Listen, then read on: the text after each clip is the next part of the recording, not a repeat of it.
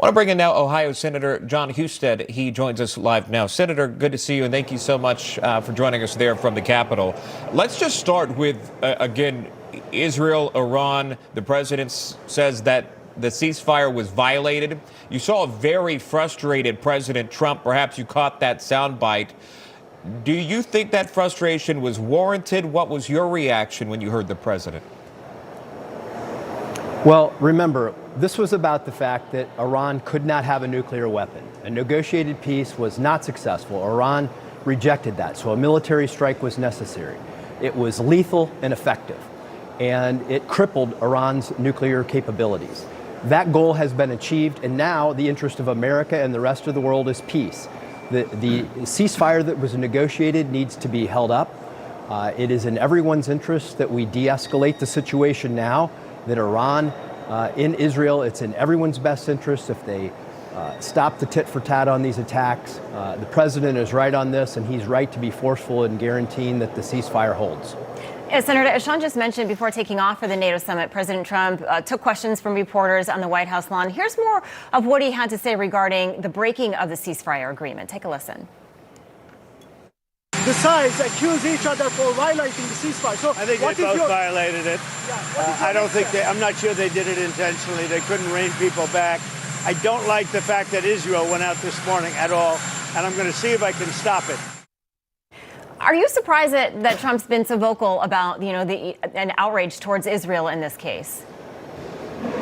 I'm not, because he wants to see peace. He agreed that the nuclear threat was what we needed to take care of, which we did. We did that in partnership with Israel. But now the president has asked both sides to end this, to create peace. It's in everybody's interest. And he's right to be forceful about demanding that they hold true to the ceasefire agreement that they both agreed to. Right. And again, the main objective here, to make it very clear, the United States is not at war with Iran, but with their nuclear program.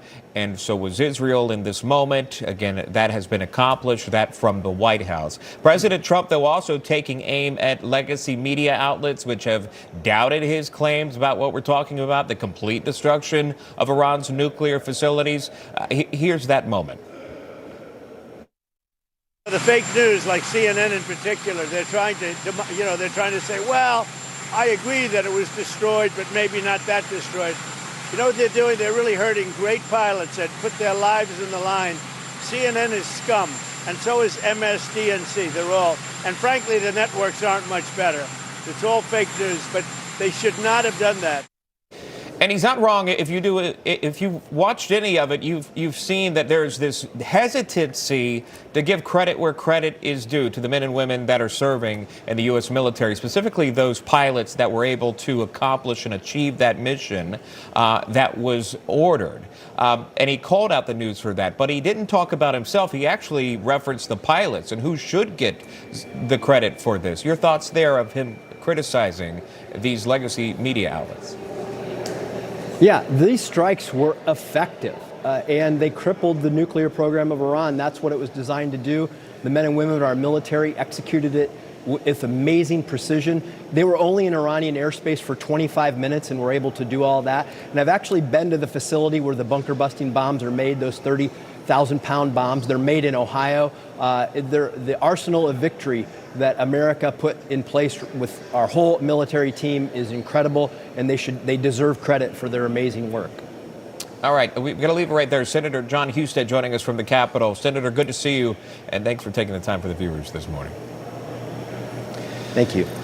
Well, Israel is accused